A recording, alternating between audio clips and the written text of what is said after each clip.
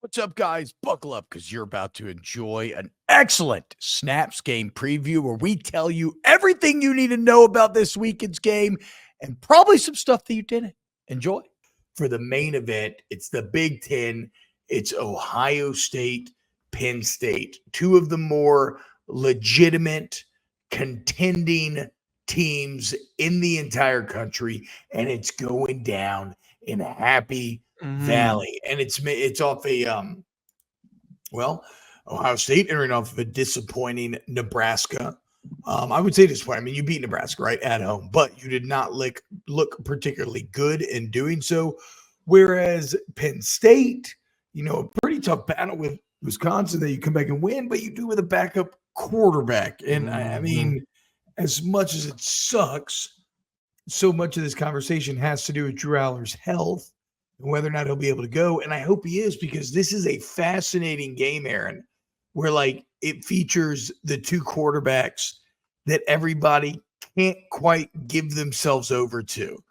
I can. Yeah, but you're I'm spread open. I feel I'm giving it all to both of them. That's what I'm saying. Yeah. But that's fine because you're you love quarterbacks. You are always going to grade quarterbacks kindly because you're someone who knows how hard this should be played. Yes, absolutely. Absolutely. No. Anybody who I grade them very difficult because I have high expectations. Knows. Anyway. Yeah, that's why it's never the quarterback's fault. It's always the O-line's fault. Or the receivers. Or the receiver, or lack of weapons. Yes, exactly. Yes.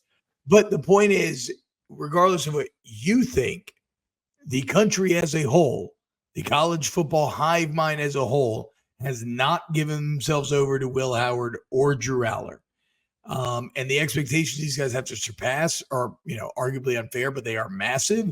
And this is a game where one of them is going to go over and the other one is going to be left with some serious question marks from his fan base and the country as a whole that he's going to have to answer.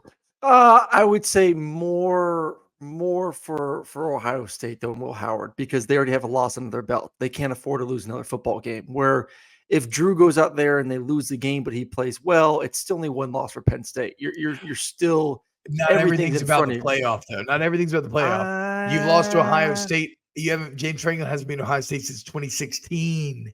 You lose in ninth year in a row. What do we, with the beginning of the season, what do we talk about? The playoffs were made for James Franklin, Penn State. A loss does not. We all predicted that Penn State would go 11-1, lose this game. They're still in. It's all good.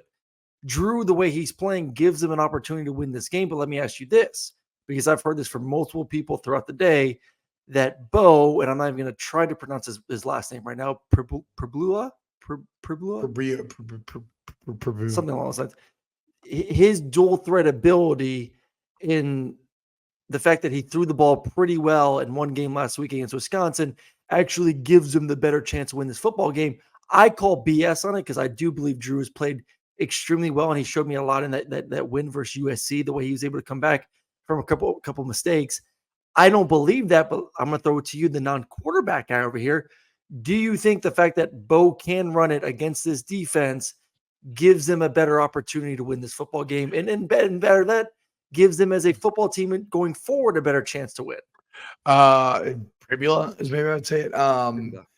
No, I don't think so. I think Drew Aller's played really well this year. I think Drew Aller is his first year starting last year, and for some reason we act like a guy's first year starting is like who he's going to be, when we have seen just countless examples of the leaps that people take in year number two, and not always, right?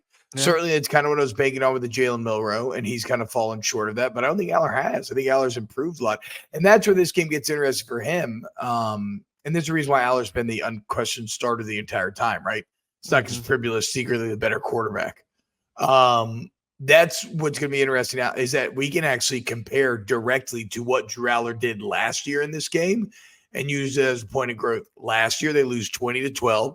He's 18 of 42 for 191 and one touchdown.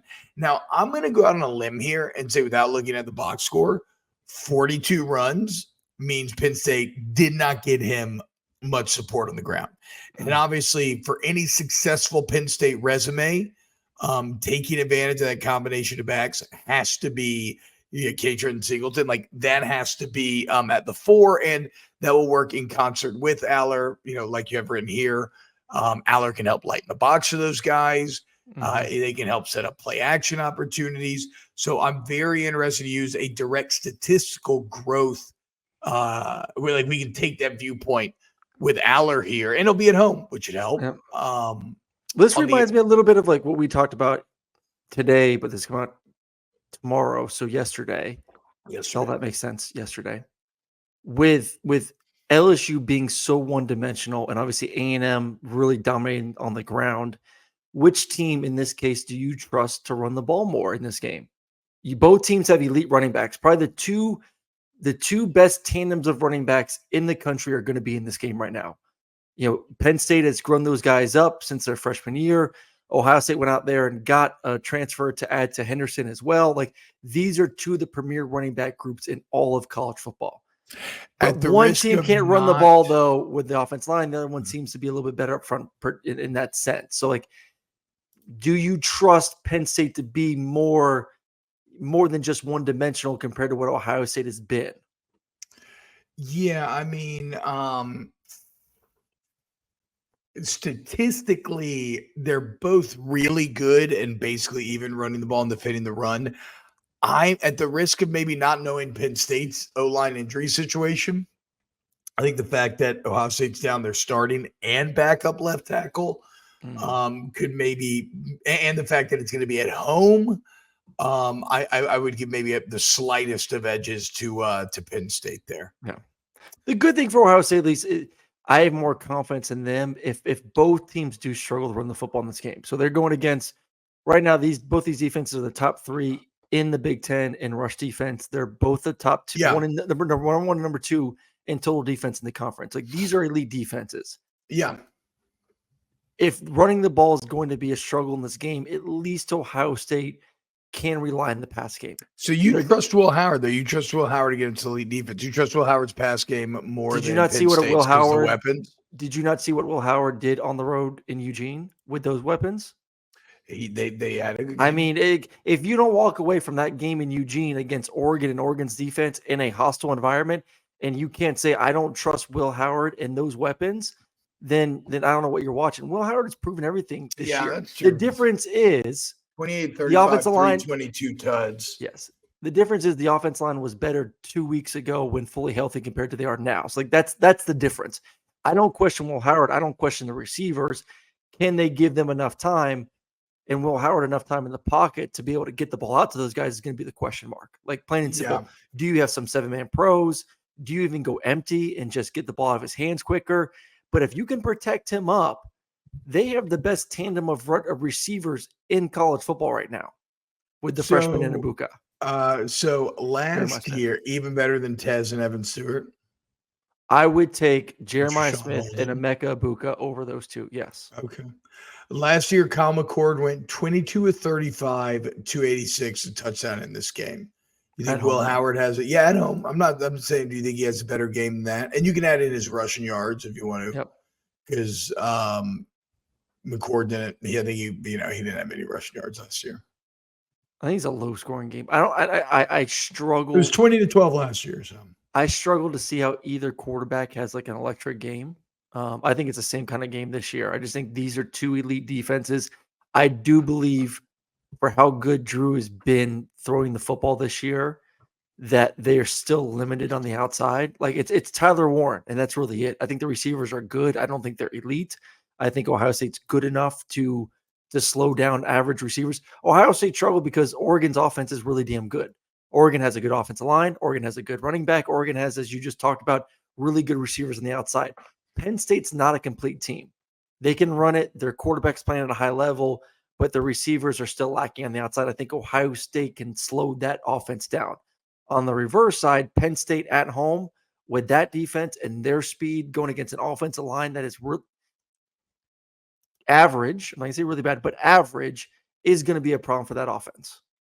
I think Happy Valley's got to be the difference here, dude. We've seen a lot of coin flip games this year in which it's like, man, on paper, these teams are pretty even. maybe even the visiting team slightly better, but we've seen it go the home team every single time, whether it's LSU Ole Miss, LSU A&M, Oregon, Ohio State.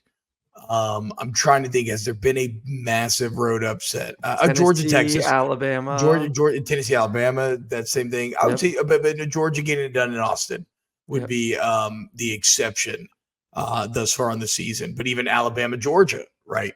Yeah. Alabama. So home field advantage in these massive matchups has been critical. And I know that entering this year, this might have sounded weird, but right now, I'm kind of like, if you're Penn State, if not now, when? If you can't catch Ohio State now at home when you're playing this well. And I guess a lot of this is contingent on Aller's health. Yeah, exactly. Like, to but me, if he can play. If Drew's healthy, I'd pick Penn State to win this football game. I think they're playing at that good of a level right now. I think they're 3.5-point dogs at home. That seems very aggressive to me. Ohio State's still the most talented roster in college football. Let's not forget that. I know they haven't looked like that at times, but they still are the most talented roster in all of college football. If Drew's healthy, I think Penn State wins. If Drew looks like he's protecting himself or he's not playing and Bo's the starting quarterback, I think Ohio State wins a football game. Yeah. I think it comes that's how much I think of Drew this season and what he's done. I'll basically say the same where, I would play the plus 3.5. If Aller is the starting quarterback. Pribula is, then it's got to be a stay away spot, because how can you know what he's going to do with a larger sample size? First game starting on that stage against Ohio State in that defense. And to be clear, when I make that pick, though, it's not. It is because of Drew, but it's really because of home field advantage. Yeah. I'm banking on the home field showing up here. Oh, well, I'd say that was informative and fun. If you agree, please hit the like button, sub, and we'll see you next time for some more snaps.